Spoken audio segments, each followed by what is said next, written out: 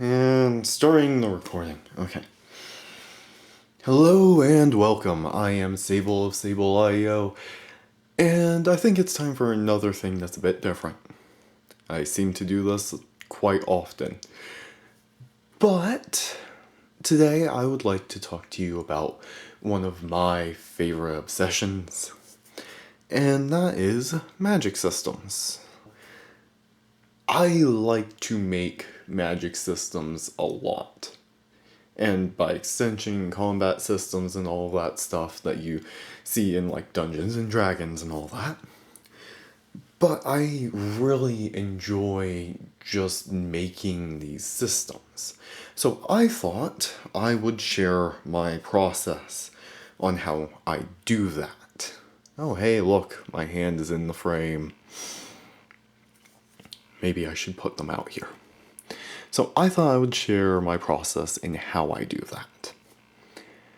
So starting, first thing you gotta do is figure out if you want a soft or a hard magic system. Now, these are terms that are used in writing, and they're used to indicate how many rules a magic system has, especially rules that are known to the reader. So, take Lord of the Rings, for instance. We don't really know much of anything about the magic system in there. We know it exists, we know it affects the plot, but we don't know much of anything about how it works. That is a perfect example of a soft magic system at work. Now look at a show like Avatar: The Last Airbender. That has a very hard magic system. We know how bending works. We know it is somewhat genetic. Only benders seem to have benders. We know that you have to learn martial arts in order to use it. We know what the people can bend and what they can't. Until Toth came along. So, you know the rules of the world. You know the rules of the magic system. You can predict what will happen. That is my favorite thing about hard magic systems. So first thing you want to decide, do you want a hard or a soft magic system? Now, because soft magic systems are really easy to make, but hard to make good, it's very easy to just say, a wizard did it, but it's very difficult to work that into the story without it feeling like a cop-out. So because of that, my favorite kind of magic system is a hard magic system. And I'd like to go over how I go about creating one. So, first off, have a die here. Now, the reason I have this die is because first thing I always do when creating a magic system is I look at objects around me. So, say, this Lego, this balloon, these markers, all objects that I just happen to have around me tonight and picked up. So I am going to be numbering off these items, and then I will roll this die. Whichever face it lands on will indicate what item I will take inspiration from for this magic system I am going to be creating on camera. So, Lego is going to be 1. So, Lego is 1. Put it down there. Balloon is going to be 2. I will put it, or maybe I should just go 1, 2 with the markers, 3, 4. Some scissors as 5. And a whole buttload of magnets as 6.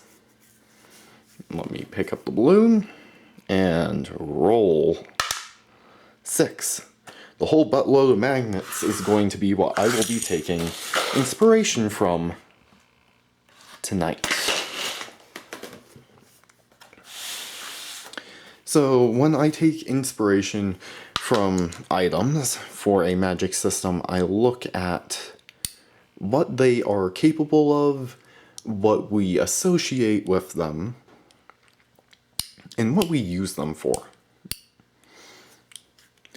Now, there's one more important thing before you really get into a magic system that you need to decide. And that is, are there going to be what are commonly called elements in it? These are usually, like the Greek elements or, the Chinese elements with wood in it and metal and all that. So you have to look at whether you want that or not. Many magic systems use it. Not all of them. I can think of a couple that are just, this is the magic system, but usually those still have schools in them, like schools of magic. For instance, in D&D, you'll have abjuration, necromancy, all those sort of schools, but magic is still all one thing, and there are magic users that can learn from just about any school. So you want to decide whether you want a singular whole thing or a bunch of smaller branches off of the basic system.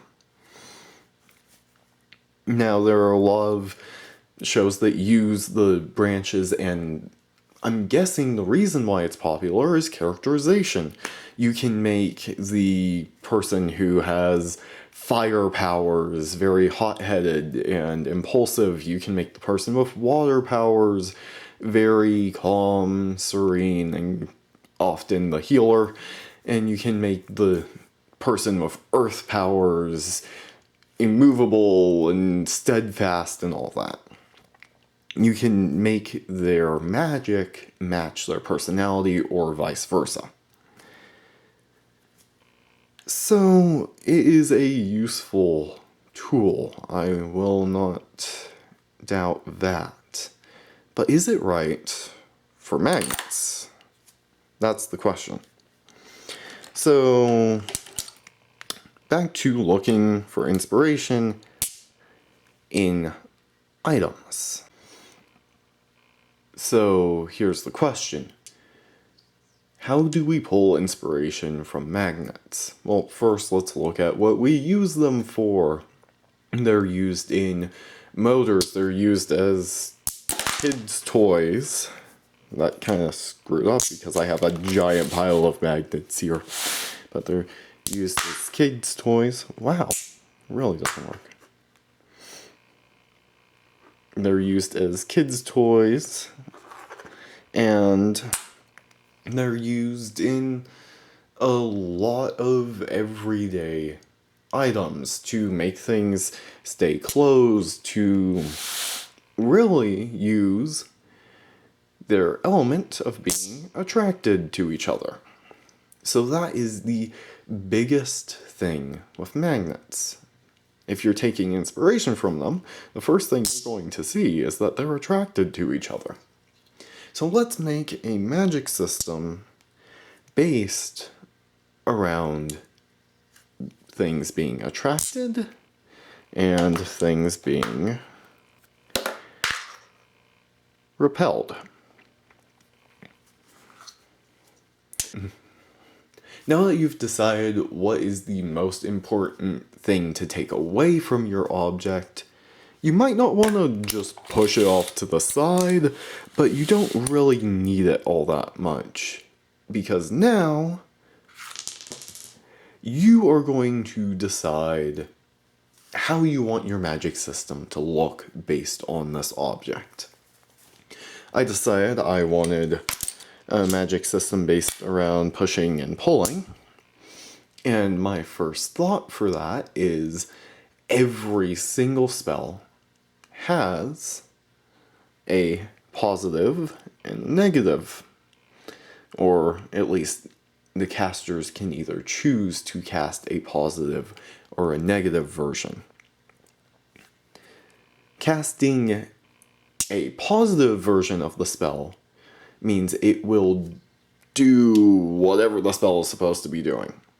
It will be able to throw a fireball, it'll be able to make that tree stand up and walk. Casting the negative version of that spell will do the opposite. So maybe the spell that throws a fireball, when you cast it in the negative, it puts out all fires near you. Maybe the spell for making that tree stand up and walk will make people stand still and not be able to. And I have to say, I like that idea of having the positive and the negative. Now, the next part of this whole system is deciding how those positives and negatives interact. So, will a positive spell always be cancelled out by a negative spell?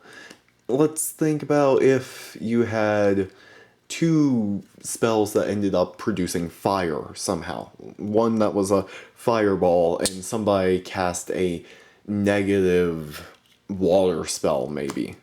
Don't know if a negative water spell would create fire, but let's just roll with it. How would those two interact? Would the fire be negative fire compared to positive fire, and they would cancel each other out? Would they just combine and be just fire? And then you have to wonder if these two can either combine or cancel out, how will it act with the rest? Well, we're taking inspiration from magnets here. We're not just going to use the negative and positive aspects of them. We should use more the attraction. As we said, it is basically the most important thing for magnets. It's the first thing we see, it's the thing we use them the most for. So let's say every negative spell is attracted to every positive spell in some way. So let's go back to the fire example. If you have one fire over here and one fire over here, and one's a negative and one's a positive, they're going to attract and combine to create a bigger fire that neither wizard can control on their own. And if you have a positive fire and a positive fire, they're going to repel, not be able to mix. And when that happens, the wizard can lose control over their spell, having it come flying back at them in some bizarre way. So now we have decided, 1, we're doing a hard magic system. 2, how the magic will act, saying that it will have a positive and a negative, and they will do the reverse of each other for each spell. And then we decide how the positive and negatives will interact. Now we have all of the basics set up for our magic system. We have to figure out how it's done in universe. Let's pull more inspiration here from our magnets and say that the way spells are cast are through stones, which magnets used to be before they were purified. It's just stones. So Each stone has its own magic spell, and when it's connected to a wizard capable of using said spell, they can either choose to cast the positive or the negative. This means a wizard has to carry around a bunch of stones all the time and know which stone is which spell. This would be very easy on an audience because you can assign certain colors to the stones and be able to tell what they're doing. You can also assign colors to whether they're using the positive or the negative. Let's say you use red for positive and blue for negative.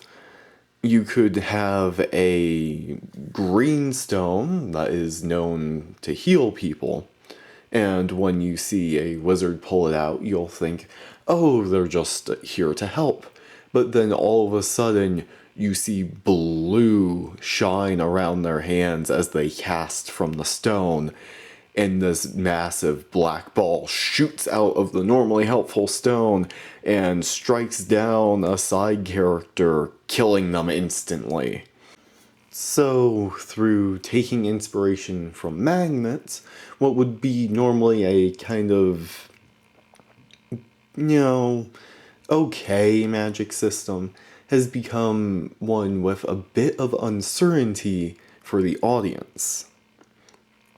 However, you will never be uncertain for too long. You will always know what someone is doing with the stone based on whether they're using a red glow or a blue glow. This means that you can, show the audience how a stone works normally. Whatever normally for that stone is, because I'm guessing some stones might usually just be cast in the negative, and some stones might usually just be cast in the positive. They might be considered more useful that way, or maybe the protagonists don't want to hurt people, and this one stone cast in the negative means that it's just a spell that puts you asleep. So you can show them how a stone is used normally, and then, subvert their expectations when you show it cast in the negative, like for the first time, or the positive, depending on which one is the normal for the stone. So let's take the healing stone as the example here. It would be, kind of okay at first. You think this wizard's coming to help whoever is injured when they pull out this green stone, and then they cast it in the negative, and everyone is suddenly terrified because this dude has a gun. He just has a gun now. It's just a gun. It can kill people basically instantly. This dude has a gun, and now you have to figure out how to counteract him having a gun. And as we discussed earlier, positive spells and negative spells will attract to each other. So you could have this massive puzzle going on throughout the fight as the protagonists and the antagonists, or whoever's fighting at the time, are throwing out positive and negative spells one after another, trying to counter each other. Taking inspiration from magnets has now let us expand what a very rudimentary magic system could have done for a story. And that's where I'm going to leave it. There is a lot more you can do with magic systems, and a lot more you can explore. You could explore how the magic system has changed the world, how everyone interacts with it, how it's used in everyday life, if it even is used in everyday life, and all that. But this was just about creating the basics of the magic system. I could come back and maybe build an entire world around this magic system at one point, but I'm not going to do that in this video. So, to recap, we have made a hard magic system based off of the aspects of magnets that uses the positive and negative aspects of magnets to spice up what could have been just a dull stone does magic thing sort of magic system. Now we have created a puzzle for our reader, listener, viewer to solve throughout people using the magic. Aren't magic systems fun? I certainly think they are. Well, that is it for this video, so I hope you have a good day, night, whatever time it is, wherever you are.